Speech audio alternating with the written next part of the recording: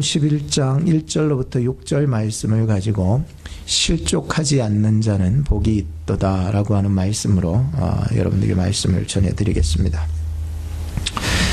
실족하다라고 하는 그 말은 원어에는 스칸달리조라는 말이 있는데, 이것은 내가 어떤 길을 가는 데에 나를 걸려 넘어지게 하는 장애물을 놓다라고 하는 뜻으로 이렇게 실족이라는 말을 쓰고 있어요. 어떤 사람은 밖에 나갔다가 커다란 돌 하나가 있어 너무 작품성이 있다 그래가지고 자기 집 거실 중간에다가 딱 놔뒀어요. 그러다가 막 바삐 물건을 잡고 밖에서 뛰어 들어오다가 가차 싶어 그거를 생각지 못하다가 그만 그 자기가 놓아두었던 그 작품성 있는 돌에 걸려가지고 앞으로 거꾸로 넘어진 사례도 있고요.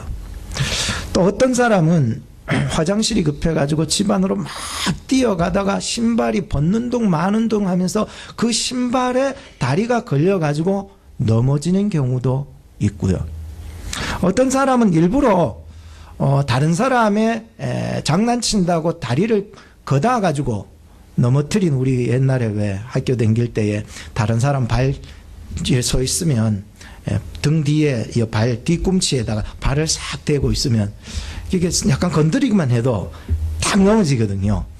이게 이런 거예요. 바로 이 실족이라고 하는 말은 어떤 사물이나 어떤 사람이나 혹은 나 자신의 이 생각이 장애물이 되어서 넘어지게 되었다라고 하는 것을 실족이라고 얘기를 하고 있습니다.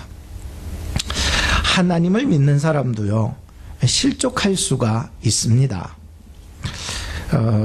예를 들자면 아담과 하와 같은 경우에도 하나님을 잘 믿는 사람이었음에도 하나님의 그 마귀가 와가지고 그의 생각에 하나님에 대한 그 잘못된 생각을 집어넣는 거예요. 그러다 보니까는 하나님보다도 마귀를 더 신뢰함으로 말미암아 실족하게 된다라고 하는 것이죠. 아간이라고 하는 사람은 하나님께 바쳐진 그 헤렘이라고 하는, 하나님께 바쳐졌다라고 하는 그 물건에 금과 은과 시날산의 그 아름다운 외투가 너무 마음이 막 들어서 손대지 말아야 될 그것을 잡았다가 자기 장막 밑에 숨겨놨다가 꼬리가 잡혀서 그도 실족하여 넘어지게 되는 경우, 또 아나니와 삽비라 경우에도 신약에 보면 사도들 앞에서 거짓말을 했다가 그만 실족해서 넘어지는 경우가 종종 일어나고 있습니다. 여러분 다 믿는 사람들이었거든요. 하나님의 백성들이었던 사람들이었어요. 그래서 우리도요, 자칫 잘못하다가는요, 마귀가 우리에게 생각의 장애물을 딱 놓을 수 있어요. 왜냐하면 이 생각의 장애물을 잘 건너면 되는데 마귀가 주는 건 잘 안 보이기 때문에 넘어질 수가 있는 거예요. 내 탐심에서 우러나오는 것 때문에 우리가 또 실족해서 넘어질 수가 있더라라고 하는 게, 내 말 한마디의 거짓말을 통해서 우리는 또 넘어질 수가 있다라고 하는 것이. 그래서 잘 믿는 사람도 생각과 마음과 뜻을 예수 그리스도 안에서 지키지 못하면은 하나님을 의심하고 불신하고 넘어질 수 있더라라고 하는 말씀인 것입니다. 마태복음 11장 6절 말씀에 보면 오늘 읽으셨는데, 누구든지 나를 인하여 실족하지 않으하는 자는 복이 있도다 했습니다. 그래서 이 말씀이 뭐냐면은 예수님을 믿더라도 잘 믿어야지, 예수님이 오히려 내가 걸어가는 데 있어서 장애물이 되어서 넘어지게 해버리면 안 되잖아요. 그래서 이 말씀은, 예수님께서 하신 이 말씀이 뭐냐, 누구든지 예수를 통하여서 실족하지 아니하는 자는 복이 있다라고 했습니다. 그것은 바로 우리가 예수 믿으래도 잘 믿어야 된다는 거예요.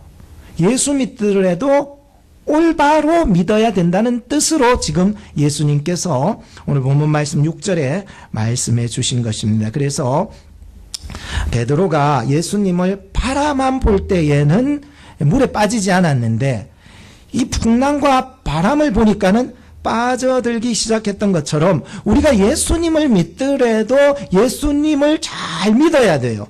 그래서 예수님을 올바로 잘 믿어야만이 안 넘어지는 거예요. 히브리서 12장 2절 말씀에 보면 믿음의 주요 온전케 하시는 이인 예수를 바라보자. 저는 그 앞에 있는 즐거움을 위하여 십자가를 참으사 부끄러움 개의치 아니하시더니 하나님 보좌 우편에 앉으셨느니라. 너희가 피곤하여 낙심치 않기 위하여 죄인들의 이같이 자기에게 거역한 일을 참으신 자를 생각하라. 바라보라, 생각하라 라고 하는 것이 우리로 하여금 낙심치 않게 만들고 우리가 온전하게 하나님을 섬길 수 있는 길이다 라고 하는 것이. 그래서 우리는 예수님을요 잘 믿어야 되는 거예요. 누구든지 라고 하는 이 말씀, 오늘 본문 말씀 11장 6절에 보면 누구든지 라고 하는 말은 누구도 예외 없다는 거예요. 목사도요 정욕에 빠지면 넘어져요. 목사도요 물질에 빠지면은요 넘어져요. 목사도요 자꾸 세상 것 붙잡다가는요 넘어져요. 하물며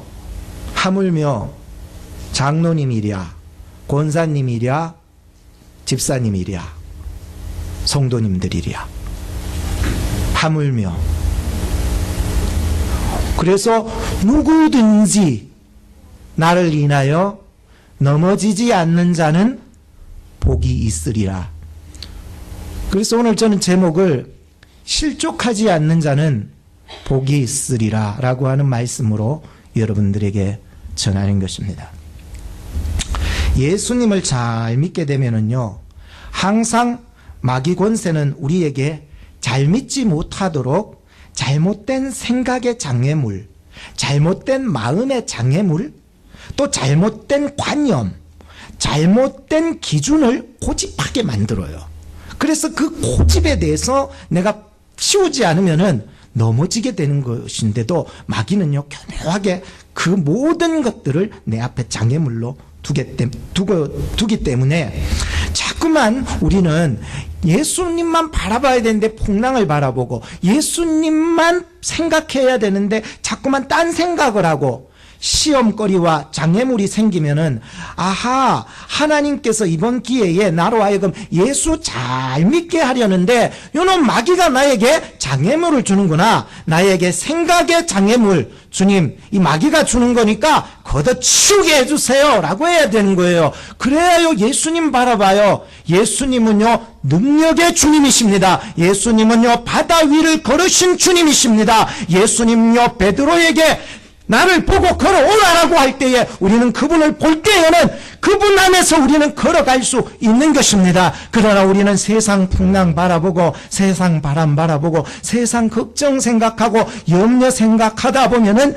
이거는 넘어지게 된다라고 하는 것입니다. 그래서 내 마음을 지키고 내 생각을 지키고 내 뜻을 예수 안에서 지켜나갈 때에 우리는 결코 넘어지는 일이 없다라고 하는 것입니다. 주님만 바라봅시다. 주님만 생각합시다. 오늘 예배 시간에 오늘 우리가 설교 듣는데 자꾸 딴 생각하지 말기, 딴 거 보기 말기, 목사 설교를 하는데 넥타이 오늘 무슨 색깔 이거 보지 말기, 뒤에 오늘 저 글자만 보지 말기, 오늘 하나님의 말씀 듣기, 나의 생각과 마음과 나의 뜻을 예수 그리스도 안에서 지켜가게 해주세요. 기도하는 마음으로 하나님 앞에 말씀을 들으세요. 정말 내 것을 좀 내려놓으시면은 많은 것을 받게 돼요. 다 내려놓으시면 오늘 말씀을 다 받게 될 줄로 믿습니다. 오늘 주님께서도 말씀하시잖아요. 수고하고 무거운 짐진 자들아, 네가 걱정한다고 네 키를 한 자나 더 하랴. 우리는 세상 염려, 내가 그 하는 모든 일 때문에 너무 짐지고 힘들고 어렵지만 주님 이 시간 내려놓고 말씀을 듣게 해주세요. 비우고 말씀을 듣게 해주세요. 이 시간만큼은 나 회복되어야 되니, 이 시간만큼은 내가 에너지를 충전해야 되니 주의 말씀 들을 때에 내 속에 있는 병든 것들이 치료되고 나의 영혼이 소생되게 하옵소서. 할렐루야. 이런 사람은요 반드시 실족하지 않습니다. 오늘도 여러분들이 정말 예수 안에서 풍성한 은혜의 축복을 받게 될 것입니다. 빌립보서 4장 6절에 보면 아무것도 염려하지 말고 모든 일에 기도와 간구로 너희 구할 것을 감사함으로 하나님께 아뢰라. 그리하면 모든 지각에 뛰어난 하나님의 평강이 그리스도 예수 안에서 너희 마음과 생각을 지키시리라. 한번 따라합시다. 예수님을 잘 믿으며 삽시다. 옆 사람한테 인사해 주세요. 예수님을 잘 믿으며 삽시다. 그냥 믿으며 살지 말고 앞에 뭐를 붙여야 돼요? 잘, 올바로, 잘, 이게 중요한 거예요. 오늘 이런 맥락으로 해서 오늘 여러분들 말씀 들으면 오늘 말씀이 다 이해되리라 생각합니다. 첫째, 우리는 실족하지 않기 위해서는 말씀 신앙이 필요합니다. 무슨 신앙? 말씀 신앙. 말씀 신앙을 가진 성도는 절대로 실족하지 않습니다. 마태복음 24장 35절에 보면은 천지는 없어지겠으나 내 말은 없어지지 아니하리라고 말씀했습니다. 흘러가는 구름을 잡으면은 이게 실족하게 돼요. 그러나 구름 뒤에 하늘을 배경을 삼고 사는 사람은 절대 실족하지 않아요. 여러분, 세상 것에 대한 그 욕심을 자꾸만 잡으면은요, 결국은 넘어지기 쉽습니다. 어떤 어머니가 딸아이가 너무 똑똑해요. 키우다 보니까. 그래서 얘를 미술을 가르쳐야 되겠다 싶어가지고 미술 선생님, 참 유명한 선생님 그 동네에서 참 찾아가가지고 부탁을 한 거예요. 선생님, 제 아이가 너무 똑똑한데 정말 하나를 가르치면은 10개를 안 돼요. 그러니까 이 선생님이 이거를 듣고 얘 정말 똑똑한갑다 생각해서 그 어머니의 말씀을 듣고 정말로 가르치기 시작했습니다. 한 주간 가르쳤습니다. 그리고 어머니가 다시 선생님에게 찾아와서 물어봤습니다. 선생님, 제 아이 어때요? 똑똑하지요? 라고 했습니다. 그러자 선생님의 말씀이 그랬습니다. 예, 어머니 말씀대로 정말 하나를 가르치면은 10개를 알아요. 그런데 문제는 그 하나를 정확하게 모르고 있다는 거예요. 누가복음 10장 42절에 보면 그러나 몇 가지만 하든지 꼭 한 가지만이라도 족하니라. 마리아는 이 좋은 편을 택하였으니 빼앗기지 아니하리라 하시니라. 그 하나가 무엇입니까? 말씀이라는 거예요. 말씀 신앙은 결코 빼앗길 수 없는 거예요. 세상은 물질, 세상의 건강, 세상의 생명, 내가 지키려고 그렇게 해도 한순간에 빼앗아 갈 수 있더라고요. 그러나 세상 천지 없어져도 사라지지 않는 영원한 말씀은 내 마음 속에서 빼앗아 갈 수 없더라는 거지요. 사랑하는 여러분, 정말로 여러분들이 하나님 앞에 하나님을 위해서 뭔가를 섬기고 헌신하고 내가 무엇을 한다라고 하는 것이 너무 과하면은 그 내 의욕만 앞서서 넘어지기 쉽습니다. 그럴 적에는 정말 과감하게 멈추세요. 그리고는 한 가지만이라도 족하니 그 한 가지를 잡으시기 바랍니다. 예배만 잡으세요. 말씀만 잡으세요. 여러분들은 무엇 때문에 그렇게 힘들어서 괴롭게 살아가고 계십니까? 한 가지 좋은 편을 택하여 잃어버리지 아니하는 영원한 말씀을 잡는 우리 교회 성도님들이 되기를 주의 이름으로 축복합니다. 빅토르 위고라고 하는 사람은 이런 말을 했습니다. 영국에는 2권의 책이 있다. 성경책과 섹스피어의 책이다. 영국은 섹스피어를 만들었지만 성경은 영국을 만들었다고 했습니다. 성경은요, 생명이 있습니다. 성경은 변화시키는 능력이 있습니다. 성경은 살아있는 하나님의 말씀입니다. 성경은 우리를 거듭나게 하는 비밀입니다. 성경은 우리로 하여금 하나님의 성도로 온전히 세워주는 말씀인 줄로 믿으시기 바랍니다. 그래서 이 성경 말씀, 곧 하나님의 말씀은 개인과 가정과 나라와 민족의 운명도 바꾸었다는 얘기인 것입니다. 오늘 우리의 인생을 변화시킬 수 있는 것은 세상의 그 어떤 물질, 밥 한 그릇, 좋은 레스토랑 가서 한 그릇 밥 한 그릇 사주는 것으로서 해결될 수 있는 게 아니라는 거지요. 우리의 인생의 운명을 변화시킬 수 있는 것은 오직 하나님의 살아계신 그 그 영원하신 말씀 외에는 없다는 것을 믿으시기 바랍니다. 저는 확신합니다. 말씀이 우리를 변화시킬 수 있다는 것을 확신하는 것입니다. 붙잡아 보십시오. 시편 1편 2절 말씀에 보면 오직 여호와의 율법을 즐거워하여 그 율법을 주야로 묵상하는 자로다. 저는 시냇가에 심은 나무가 시절을 쫓아 과실을 맺으며 그 잎사귀가 마르지 아니함 같으니 그 행사가 다 형통하리로다 있습니다. 여호수아 1장 8절에 보면 율법책을 너의 입에서 떠나게 말게 하며 주야로 그것을 묵상하며 그 가운데 기록한 대로 다 지켜 행하라. 그리하면 너의 길이 평탄케 될 것이라. 너가 형통하리라고 했습니다. 여러분 마음속에 두 가지 중에 선택하라고 하는 어떤 갈등의 길이 일어날 때에 좋은 것을 선택할 수 있어야 합니다. 그것은 뭐냐? 하나님이 나에게 어떻게 말씀하시는가를 들을 수 있는 자가 좋은 것을 선택하고 그 자가 바로 현명하며 그 자에게 반드시 형통한 축복을 주시겠다고 말씀하고 있는 것입니다. 그래서 하나님의 말씀을 읽는 자와 듣는 자와 그 가운데 기록한 것을 지키는 자가 복이 있다고 성경은 기록합니다. 자, 오늘 말씀을 한번 돌아와 보십시다. 마태복음 11장 1절 말씀입니다. 예수께서 12 제자에게 명령하시기를 마치시고 이에 저희 여러 동네에서 가르치시며 전도하시려고 거기를 떠나가시니라 했습니다. 예수님의 사역 중에서 가장 아름다운 사역이 있다면 그것은 12명의 제자들을 부르시고 세우시고 가르쳐서 세상 속으로 나가서 천국을 전파하며 예수 그리스도의 작은 제자로서의 삶을 살아가기를 원해서 파송하는 사건이 소중한 사건입니다.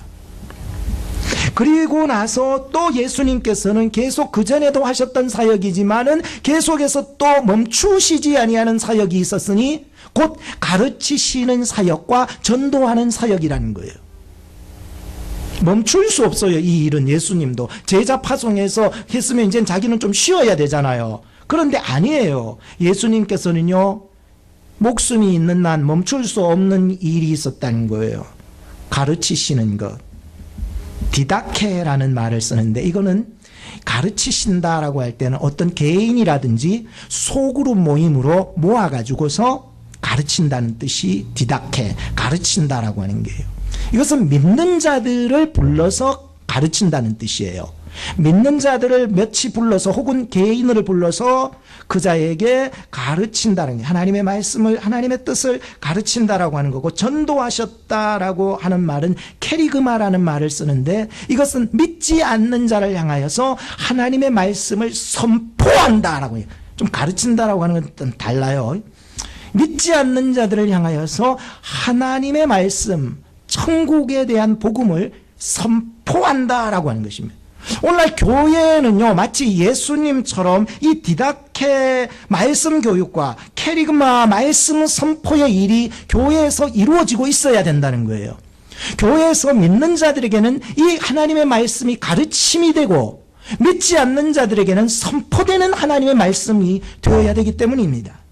그래서 오늘 이 말씀이요, 성도들에게는 항상 진짜 소망이 되는 말씀이고 이 나라와 민족과 교회에 진짜 하나님의 말씀은 소망이 되는 말씀이다라고 하는 것입니다.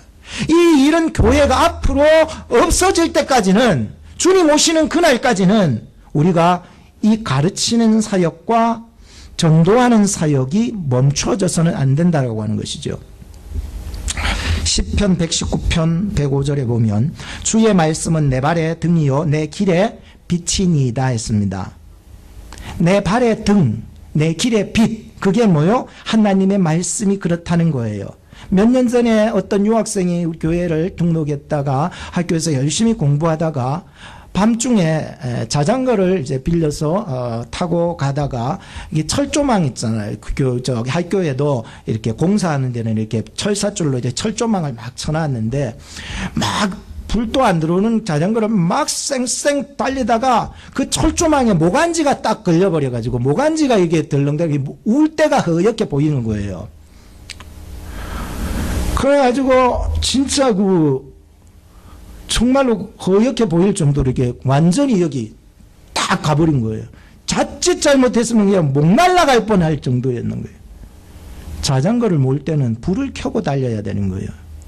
마치 우리의 인생을 살아가면서 있잖아요. 한 치 앞을 볼 수 없는 인생이더라고요. 내일 일을 알 수 없는 어두운 길을 가는 것이 우리의 인생이더라고요. 여러분 내년에 어떻게 될 줄 아십니까? 아니 내일 어떻게 될 줄 아십니까? 아니 조금 있다가 어떻게 될 줄 아십니까? 우리는 알 수 없습니다. 우리의 인생은 한 치 앞을 볼 수 없는 인생을 살아가고 있기 때문에 우리에게 이 말씀은 내 발의 등이요 내 길의 빛이 되어서 결코 우리로 하여금 실족하여 넘어지지 않게 하는 말씀이다라고 하는 것입니다. 지지난 주간에서 자마의 선교단체의 목사님 담당하던 목사님하고 미팅 시간을 가지고 된 적이 있었습니다. 그래서 식당에서 식사도 하고 또 서로 나누어 얘기를 하게 되었는데요. 이제 자마 선교단체에서 참 좋은 일을 하더라고요. 이번에도 그 달라스에서 TLF Total Leadership Forum이라고 하는 그 세미나를 이제 열게 되는데 목회자들과 또 사모님들을 초청해서 중남부 지역의 목회자들을 초청해서 이제 열게 된다고 와달라고 여러 지역으로 차를 타고 투어하시면서 얘기를 하시더라고요. 그때 이제 얘기를 하면서 아 정말로 좋은 선교 단체구나. 아이들 한 영혼이 잘 교육시켜서 정치계로, 문화계로, 예술계로 하나같이 다 들어가야 그 사람이 그리스도의 정치, 그리스도의 문화, 그리스도로서의 어떤 정복해야 될 우리의 문화의 모든 세상 사람들 속에서 그리스도의 영광을 드러낼 수 있는 사람이 될 수 있다. 기도해야 된다. 이 나라와 민족을 위해서 우리가 기도할 때다라고 얘기를 해서 참 은혜 많이 받았습니다. 그리고 옆에 있는 사모님의 얘기를 듣고 제가 아직까지도 잊혀지지 않아야 하는 음성이 자꾸 들렸어요. 사모님도 같이 오셨는데 제 얘기를 하면 사모님이 그런 얘기를 하시는 거예요. 어떤 정말로 유능하고 젊은 목사님이 계셨는데 그 목사님께서 정말로 교회에 큰 교회에 들어가셔서 열심히 설교하시면서 하나님의 그 메시지를 잘 선포해서 교회가 잘 되기 시작했어요. 그런데 앉아서 설교 준비를 하신다고 말씀 싸움이거든요. 목회자들은 이 설교를 하기 위해서 말씀과 싸우기 시작하다 보니까는 이제 앉아 있는 시간이 좀 많을 거 아니에요. 그러다 보니까는 이제 배가 조금씩 나오게 된 거예요. 그래서 어떤 교인이 목사님의 그 배가 조금 나온 것을 보고는 목사님 골프 무료 회원권을 제가 무료로 그냥 제가 해서 드릴 테니까 이제는 골프도 좀 치시면서 그리고 나서 좀 건강도 생각하세요. 이래 된 거예요. 목사님이 이제 골프채를 그때부터 들기 시작한 거예요.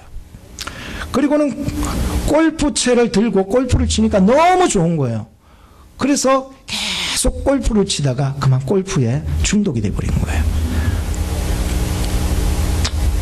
그리고는 그 교회를 사임하게 됐어요. 진짜로 있었던 얘기니까. 사모님이 거짓말 하시겠어요? 그러면서 하시는 말씀이 내 귓전에서 계속 머무는 거예요. 목사님이 골프채 드는 시간보다 성경 말씀을 들고 있는 시간이 더 많아야 된다. 저의 아내도 한번 나의 뇌리를 한번 꽂아버리는 것이 핸드폰을 들고 있는 시간보다 성경 말씀을 들고 있는 시간이 많아야 된다.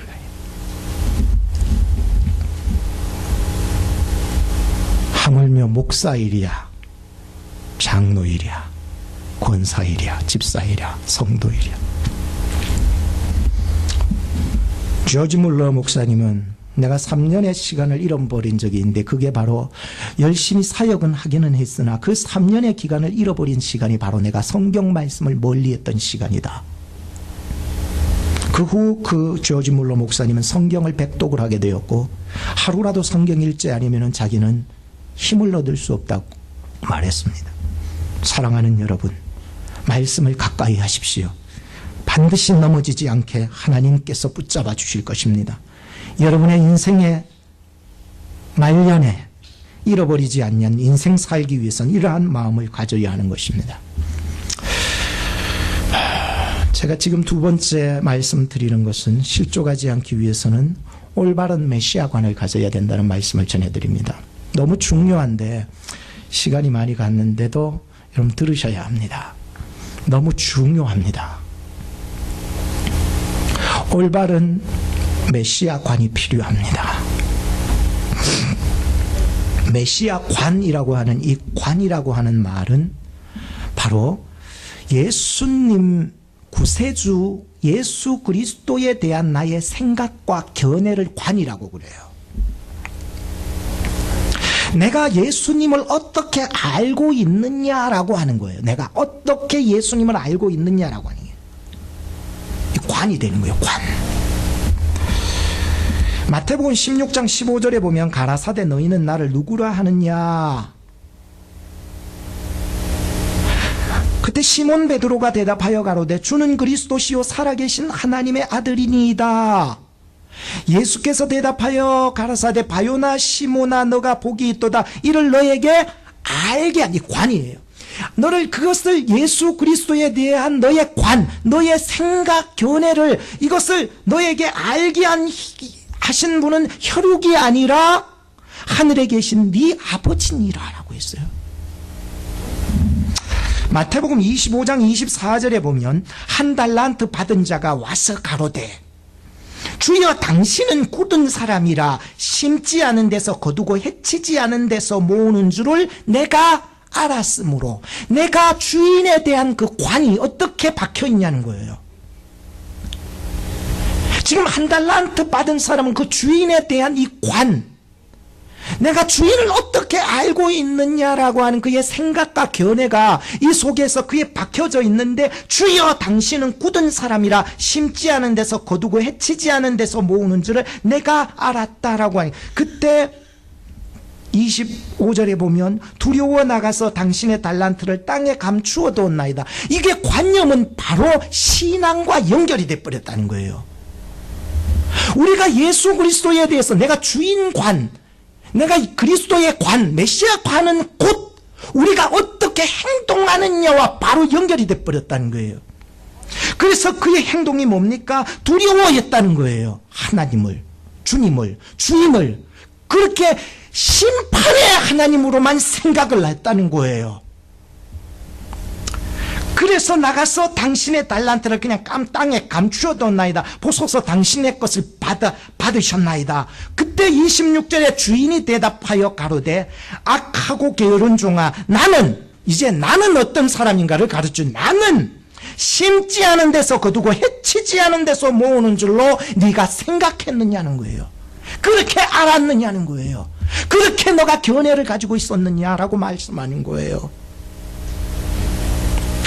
매우 중요합니다. 우리가 예수님에 대해서 어떻게 알고 있느냐, 나의 생각과 견해가 무엇이냐라고 하는 것은 바로 우리가 신앙을 어떻게 생활해 나가는 것이냐라고 하고 바로 맞물려 있는 것이기 때문에. 그래서 그런 말이 있잖아요. 생각은 행동을 만들고 행동은 습관을 만들고. 습관되면 참 힘듭니다. 자는 것도 습관입니다. 그것도 예배 시간에 자는 것도 습관이요. 오늘은 100% 다 눈 뜨고 있어서 할렐루야입니다. 생각이 행동 만들고 행동이 습관 만들고 습관이 내 인생을 만들어 버렸다는 거예요. 좋은 생각이 행동으로 나오면 좋은 행동, 악한 생각이 행동으로 나오면 악한 행동. 습관이 되기 전에 고쳐야 하는 것입니다. 우리가 예수님에 대해서 어떤 생각, 어떤 관, 어떻게 우리가 그분에 대해서 알고 있느냐라고 하는 것은 우리로 하여금 그렇게 행동해 나가게 하여서 그것으로 습관이 되게 함으로 말미암아 우리의 신앙이 하나님 앞에서 평가되는 놀라운 일이라는 거예요. 그래서 올바른 메시아관이 우리로 하여금 실족하지 않기 위해서 우리의 메시아관이 얼마나 중요한지 오늘 저는 본문을 통해서 진짜 설명하려고 합니다. 중요합니다. 자, 오늘 본문으로 다시 돌아와 볼 때에 2절과 3절을 한번 보세요. 2절에 세례 요한이 옥에서 그리스도의 하신 일을 듣고 제자들을 보내요. 세례 요한이 옥에 갇혔죠. 왜 옥에 갇혔습니까? 그때 악한 그 헤롯 왕 나쁜 짓 했잖아요. 자기 동생의 부인을 착취해가 데려와서는 그냥 그렇게 왕비 삼아가지고 그렇게 해버리니까 세례 요한이 정의를 부르짖는 사람이 가만히 있겠어요? 가서 당신 잘못했다고 책망을 내버린 거예요. 그러니까 이 헤롯 왕이 악한 놈이니까 이 죄를 딴 거를 뒤집어 씌워가지고도 감옥에 집어넣어버렸다는, 그래서 지금 감옥 들어간 거예요. 그래서 이 세례 요한이 옥에서 그리스도의 하신 일을 들었다는 거예요.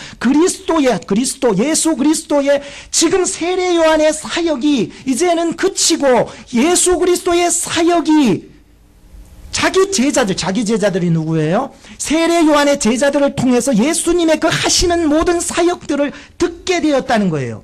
듣고 자기 그 제자들을, 세례 요한의 제자들을 옥에서 보내어서 3절에 보면은 예수께 여짜오되 물어라는 거예요. 가서 전해라는 거예요. 여짜오되 오실 그이가 당신입니까? 아니면 우리가 다른 일을 기다리오리까?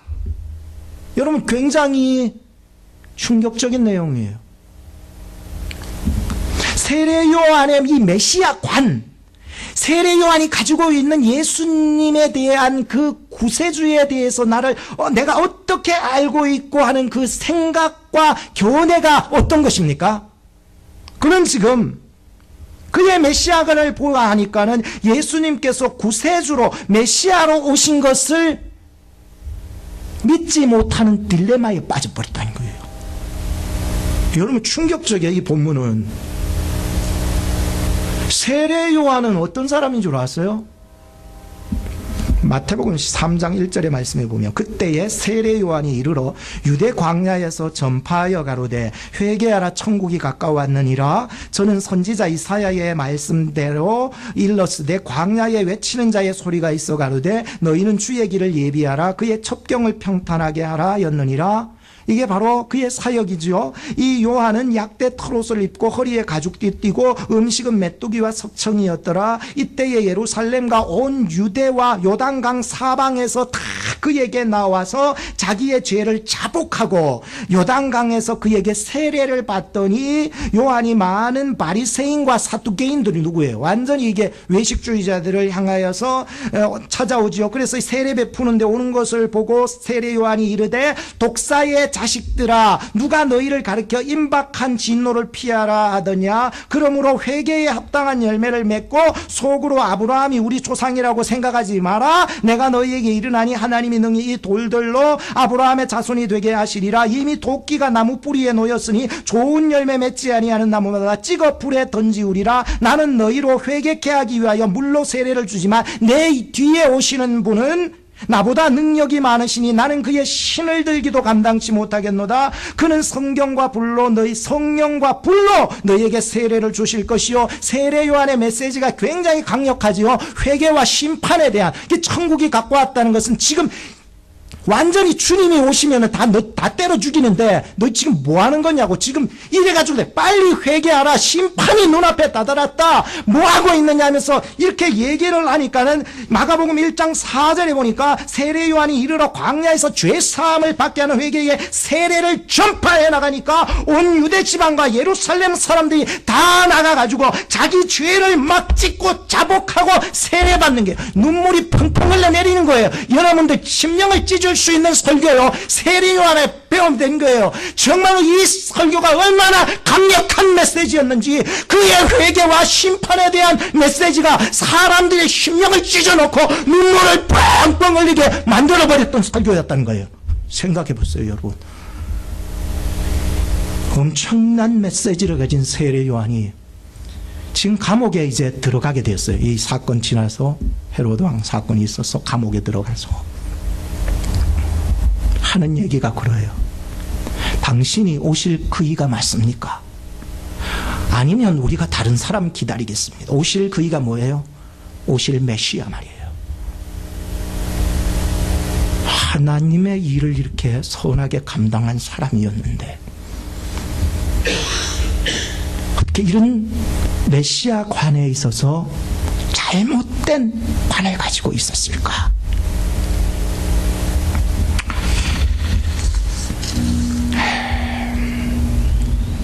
본문 2절과 3절을 다시 보세요.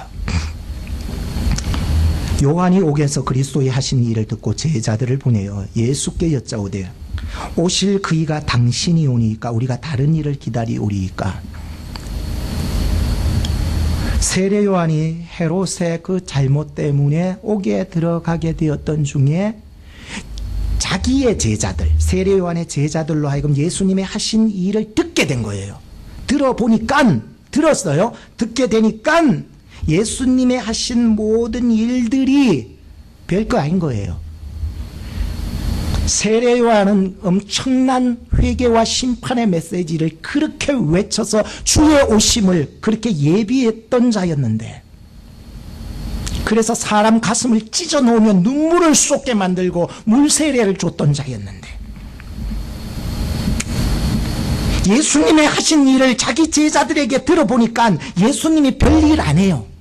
그냥 병자들이나 고치고 앉아있고, 그냥 뭐 심령이 가난한 자는 천국이 저희 것이니라 뭐 얼토당토하니 하는 이야기를 지금 나누고 있었다는 이 이야기를 들어보니까 세례 요한이 자기가 생각했던 그 메시아 관과 달랐던 거예요. 주님께서 메시아가 구세주가 오시면 이 모든 것을 완전히 뒤집어 엎을 것을 믿었다는 거예요. 이해가 되시나요? 그래서 이 감옥 안에서 곰곰이 생각했어요. 야, 예수의 정체가 뭔가?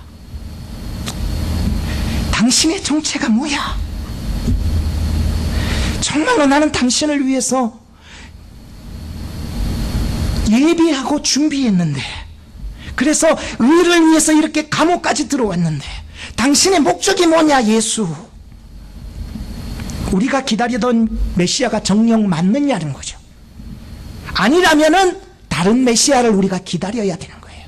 그래서 당신의 정체가 뭐냐는 거예요. 세례 요한은 자신이 생각하고 기대하는 그 메시아 관이 있었던 거예요. 그런데 예수님은 자기의 메시아 관과는 전혀 다른 사역을 하고 있어요. 가난한 자들하고 도로 댕기고, 아픈 자들 고쳐주고, 병든 자들 고쳐주고, 심령이 가난한 자는 복이 있고 천국이 거지, 이런 얘기를 하고 있어요. 세례 요한은 예수님을 믿기는 했지만 자신의 메시아 관과 전혀 다른 예수님을 봄으로 말미암아 딜레마에 빠지게 된 거예요. 왜? 그도 구약의 유대인이기 때문에. 구약 성경이 아니고요, 구약적 관념의 정통 유대인의 생각을 가졌기 때문이라는 거예요. 세례 요한의 메시아관은 어떻습니까? 로마의 이 압제에서 구원하시고 해방하시고 자유를 얻게 하시는 메시아를 원했고요, 헤로드 왕 같은 이런 악한 정치, 이런 악한 세력과 권력을 제압해서 완전한 카리스마로 다 무너뜨려 주기를 원하셨다니까요. 그리고 다윗 왕 같은 자로 다시금 그 별과 같은 분이 이곳에 오셔서 완전히 통일 왕국을 이루는 것처럼 그분이, 예수가, 구세주가, 메시아가 그렇게 해주기를, 완전히 다 제압해서 통일 왕국을 이루어주기를 원했던 것이었습니다. 그런데 자기 제자들을 통해서 들리는 소문에는 얼토당토하는 그러한 일만 하고 계시네요. 그래서 자신이 생각했던 그 메시아와 전혀 다른 모습으로 사역을 하고 있기 때문에 그는 물어봤어요. 당신의 정체가 뭐냐고 말이에요. 오늘 우리도요, 이 말씀을 대하면서 나의 잘못된 메시아관에 머무르게 되면 그것이 장애물이 되어서 나를 낙심해서 넘어뜨리게 만들어 실족시켜버리게 될 수 있다는 것이에요.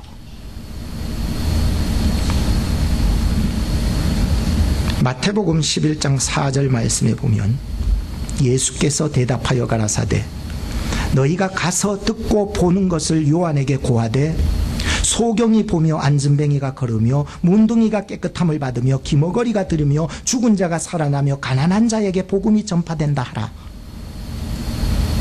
그래서 예수님께서 세례 요한이 제자들이 왔던 그 제자들에게 뭐예요? 내 말을 가서 전하라. 전해주라. 저는 이 세례 요한이 그래도요, 예수님의 이 메시지를 전해 듣게 되었다는 게 너무 감사해요. 요즘 유행되는 전해라는 노래가 있지요. 60세에 저 세상에서 날 데리고 오거든 아직 젊어서 못 간다고 전해라. 70세에 저 세상에서 날 데리러 오거든 할 일이 아직 남아서 못 간다고 전해라. 내가 뭘 전해라라고 하는 얘기가 있죠. 예수님께서는 요한의 제자들에게 세례 요한에 가서 전해라라고 합니다. 소경이 본다고 전해라. 안전뱅이가 걷는다고 전해라. 문둥이가 깨끗함을 받았다고 전해라. 기모거리가 듣는다고 전해라. 죽은 자가 살아났다고 전해라. 가난한 자에게 복음이 전파되었다고 전해라. 근데 이 전해라 이 말씀이요, 어디에 나오는 말씀이냐 하면은 바로 이사야서 29장 18절, 이사야서 또 35장 5, 6절에 나오는 말씀을 근거해서 전하라고 하고 있었다는 거예요. 하나님의 말씀, 구약 성경을 알고 있는 세례 요한이 이 말씀을 들었을 때 깨달았을 거예요. 예수님의 하는 사역이 과연 인간적인 사역이 아니라 하나님의 뜻 안에서 그 말씀을 성취하고자 하시는 그 말씀이었구나. 예수님께서는 이스라엘의 그 회복하심, 유대의 그 백성들을 회복하심이 심판자로서의 주님으로 오신 게 아니라, 먼저는 재림할 때는 심판자로 오셔요. 그렇지만 먼저 이 초림 때에는 심판자로 오시는 것이 아니라 십자가에 자신이 완전히 죽으심으로 말미암아 이 구원의 모든 백성들을 구원하시고자 하시는 예수 그리스도의 그 말씀의 성취를 위해서 오신 거였던 것이었습니다. 이제서야 이 말씀이 이래서 세례 요한이 딜레마에 빠질 수밖에 없었구나라고 하는 생각을 해봅니다. 그럼에도 불구하고 예수님께서 가서 전해라라고 하는 그 말씀에 저는 세례 요한이 그 말씀을 듣고 비록 구약적 관점에서 마지막 선지자의 역할을 끝으로 부끄러운 구원이기는 하지만 구원을 받았다고 믿습니다. 결론을 짓겠습니다. 시간이 좀 가기는 했지만 이 말씀을 들어주셔서 감사합니다. 저는 오직 예수 그리스도가 어떻게 행하셨고 이 일이 얼마나 나에게 귀하고 나를 얼마나 사랑하시는 그 일인지를 다시 알게 되었었습니다. 어릴 적에, 제가 어릴 적에 말고 우리 아이들이 더 어릴 적에 호랑이를 그려주고 이건 호랑이다. 동물을 너무 좋아했어요, 우리 애가. 또 공룡을 그려주고 이건 공룡이다. 토끼를 그려주고는 이거 토끼다. 그런데 아이가 내 손에 들려있는 펜을 빼앗더니 자기가 그리는 거예요. 잘 그려지지 않아요. 너무 어리니까. 그때 아빠로서 손을 같이 잡고 그려줬어요. 그런데 그래도 잘 못 그리겠어요. 왜 그럴까요? 가만히 생각하니까 이 어린 나이가 힘을 빼야 되는데 힘을 빼지 않아요. 자기 의지대로 막 하려고 그래요. 어떻게 해요? 아빠가 힘을 줘서 같이 내가 그려줄게 하면 같이라고 하는 말이 안 통해요. 힘을 빼야죠. 성악가들요, 노래할 때 가장 먼저 힘 빼는 거예요. 악기 연주하는 우리 영희도 힘을 뺀다는 거예요. 정소영 집사님도 이거 바이올린 할 때 힘을 뺀다는 거예요. 우리 피아노 선생님 힘 줘가며 칩니까? 아니잖아요. 가장 기본 아니에요. 신앙생활에도요, 내가 힘을 뺄 수 있다는 것은 너무 소중해요. 너무 힘주지 마요. 하나님이 잡고 계셔서 하나님이 그려가실 수 있도록 해야지 않아요. 제가 오늘 마지막으로 이 말씀을 어떻게 잘 설명을 할까 고민을 했어요. 진짜 고민을 많이 했어요. 여러분, 이게 뭔 줄 아십니까? 교회 키예요. 교회 들어오는 입구 키예요. 똑같지요? 똑같아요. 똑같아요. 모양대 똑같은 거. 근데 하나는 옛날 키고 하나는 새롭게 열쇠 뭉텅이를 이렇게 바꿔서 새로 바꿔가지고 지금 키예요. 밖에 들어오면서 내가 연습으로 옛날 키로 한번 열어봤어요. 열릴까 안 열릴까? 모양 똑같은데 안 열리는 거예요. 오늘 우리가요, 새로운 변화에 대해서 받아들이지를 못하면 반드시 실족해서 넘어집니다. 에이씨, 교회 안 열려 하면서 제가 만약에 교회 안 열려 옛날 키로 열면서 교회 안 열려 이놈의 교회 내가 다시 오나 봐라 빵 쳐버리고 내가 이거 설교 안 한다고 그리고 갈 수 있어요. 그러나 새 키를 가지고서 여니까는 너무 잘 열리는 거예요.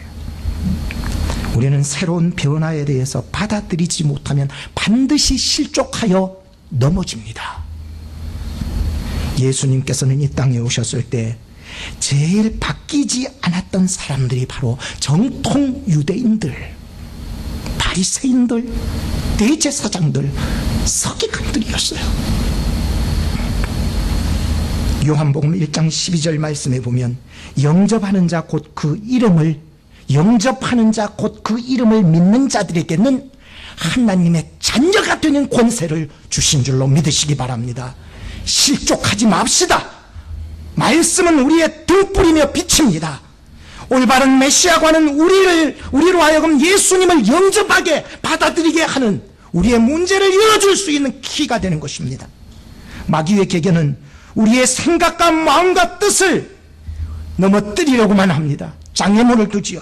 그러나 우리 성도들은요, 예수 그리스도 안에서 이 마음과 생각과 뜻을 지켜나갈 수 있기를 주의 이름으로 축복합니다. 기도하겠습니다. 하나님 감사합니다. 오늘도 우리가 예수 안에서 말씀 안에서 넘어지지 않게 하사 주님이 약속하신 복을 얻을 수 있는 자들 되게 하옵소서. 등불 대신 말씀 붙잡게 하시고 예수 안에서 풍성한 은혜 가질 수 있도록 나의 생각과 마음과 뜻을 지켜 주옵소서. 예수님의 이름으로 기도하옵나이다. 아멘.